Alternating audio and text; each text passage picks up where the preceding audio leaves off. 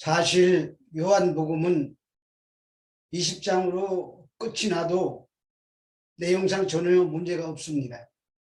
그런데도 요한은 21장에서 예수님께서 세 번째로 제자들을 찾아와 사도로 사명을 주시는 장면을 추가하고 있습니다.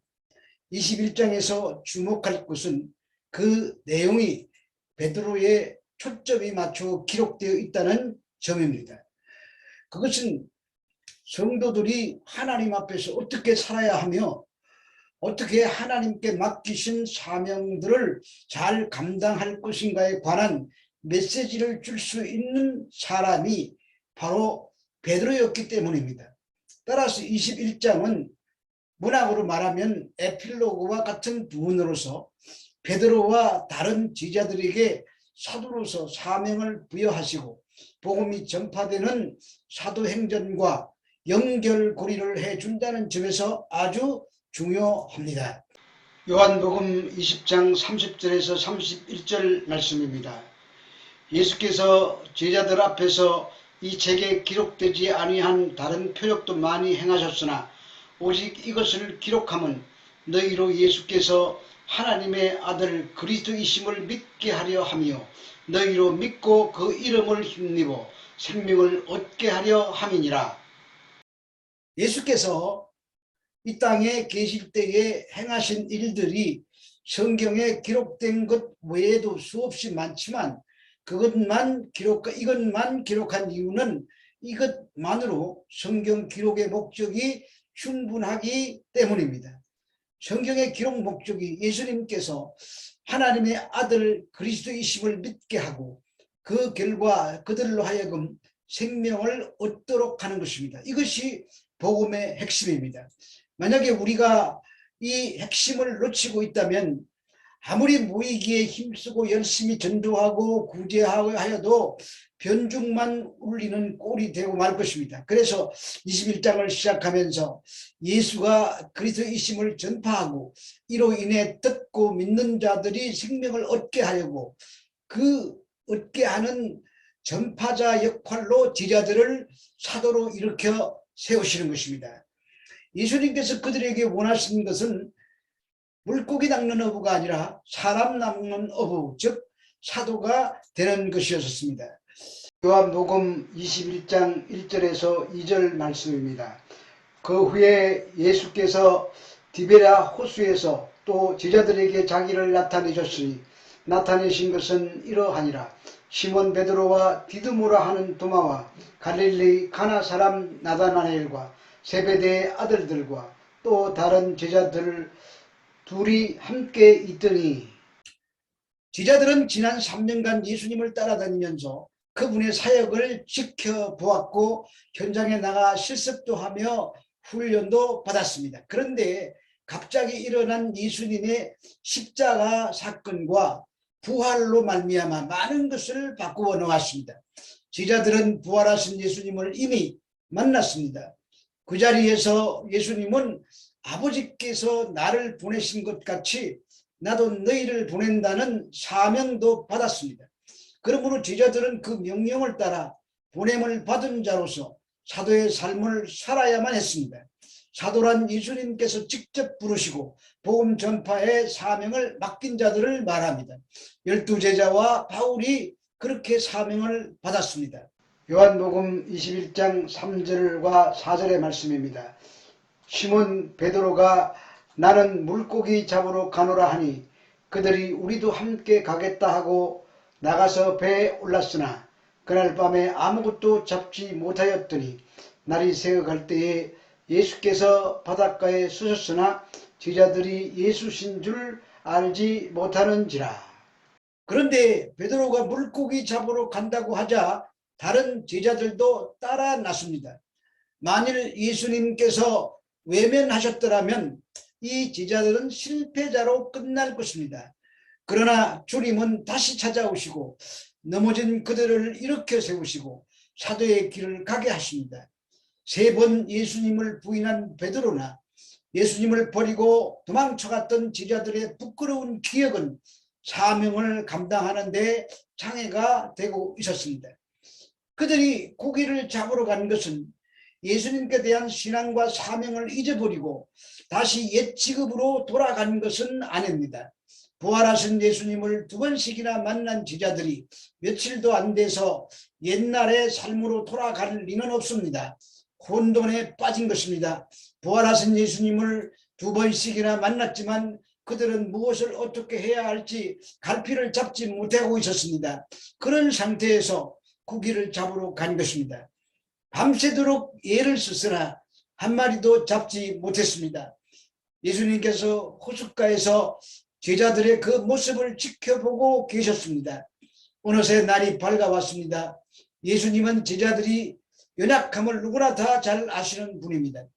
그러나 제자들은 서 계신 그가 누구신지 알지 못했습니다. 아직 사물을 알아볼 정도로 날이 밝지 않았기 때문이기도 하겠지만 심령의 혼돈 때문에 온 밤을 지새운 곤고함과 그 고기 한 마리 잡지 못한 공허함에 빠져 혼미한 상태였기 때문입니다. 요한복음 21장 5절에서 7절 말씀입니다. 예수께서 이르시되 얘들아 너희에게 고기가 있느냐 대답하되 없나이다. 이르시되 그물을 배 오른편에 던지라 그리하면 잡으리라 하시니 이에 던졌더니 물고기가 많아 그물을 들 수 없더라.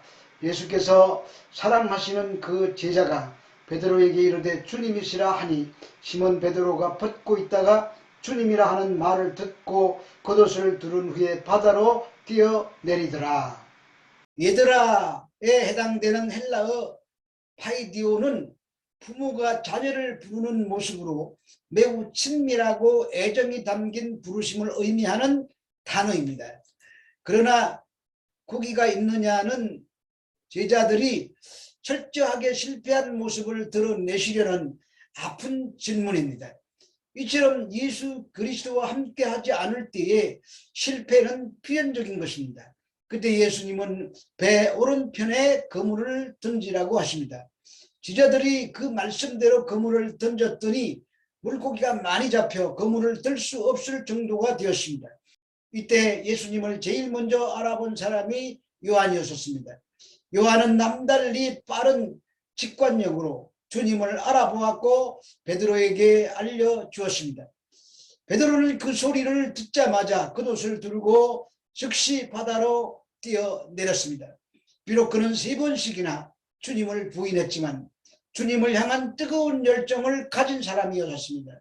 예수님이 부활하신 새벽에도 시신이 없어졌다는 마리아의 말에 무덤을 향하여 열심히 달려갔던 베드로는 이날도 새벽에 예수님을 향하여 열심히 헤엄을 쳤습니다. 요한복음 21장 8절에서 10절 말씀입니다. 다른 제자들은 육지에서 거리가 불과 한 50칸쯤 되므로 작은 배를 타고 물고기 든 그물을 끌고 와서 육지에 올라보니 숯불이 있는데 그 위에 생선이 놓였고 떡도 있더라. 예수께서 이르시되 지금 잡은 생선을 좀 가져오라 하시니 배와 육지 사이의 거리가 50칸 정도 떨어져 있다고 하는데 원어에는 200규빗으로 나와 있습니다.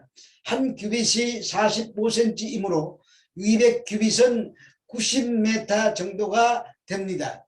이 헤엄쳐가는 베드로의 모습은 속죄의 몸부림이요 예수님을 향한 영혼의 갈망이라고 할 수 있습니다.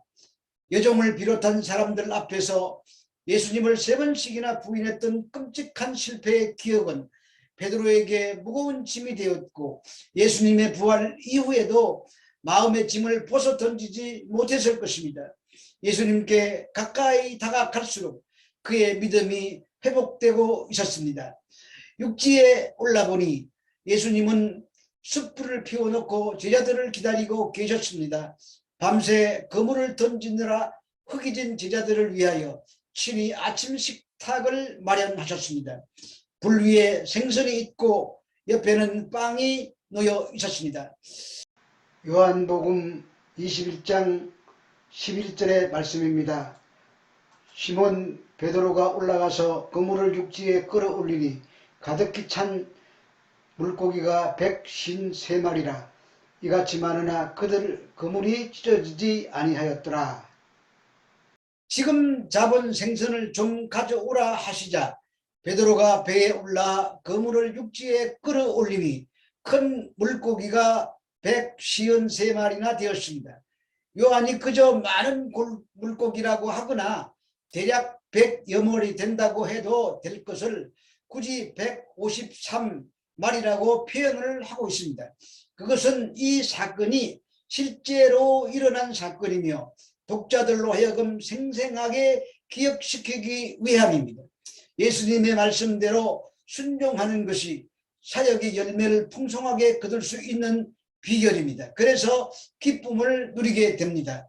그런데 이렇게 많은 고기가 잡혔음에도 불구하고 그물이 찢어지지 않았습니다. 그 정도의 고기가 잡혔다면 당연히 그물이 찢어져야 하는데 찢어지지 않은 것은 주님이 함께 하셨기 때문입니다. 요한복음 21장 12절에서 14절 말씀입니다. 예수께서 이르시되 와서 조본을 먹으라 하시니 제자들이 주님이신 줄 아는 고로 당신이 누구냐 감히 묻는 자가 없더라. 예수께서 가셔서 떡을 가져다가 그들에게 주시고 생선도 그와 같이 하시니라. 이것은 예수께서 죽은 자 가운데서 살아나신 후에 세 번째로 제자들에게 나타나신 것이라. 조반으로 번역된 헬라어 아리스타오는 하루 중 첫 식사를 말하지만 만찬이라는 의미로도 사용되었습니다. 예수님의 이 초청은 집 나갔다 들여온 자녀들을 위해 정성껏 음식을 준비하고 만찬에 참여시키는 모습을 연상시키고 있습니다. 제자들은 떡과 생선을 나눠주시는 그 주님의 모습 속에서 예전과 다름없이 신실한 사랑과 자비로 섬기시는 예수님을 느꼈을 것입니다.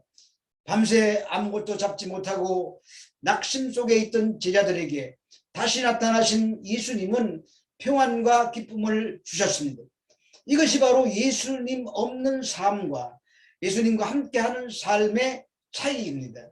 153마리의 생선이 분명한 현실이듯이 지금 제자들과 함께 식사하는 주님의 현존도 결코 꿈이나 환상이 아니라 손으로 만질 수 있고 느낄 수 있는 현실이었습니다. 제자들은 부활하신 주님을 이제 더 이상 의심하지는 않았습니다.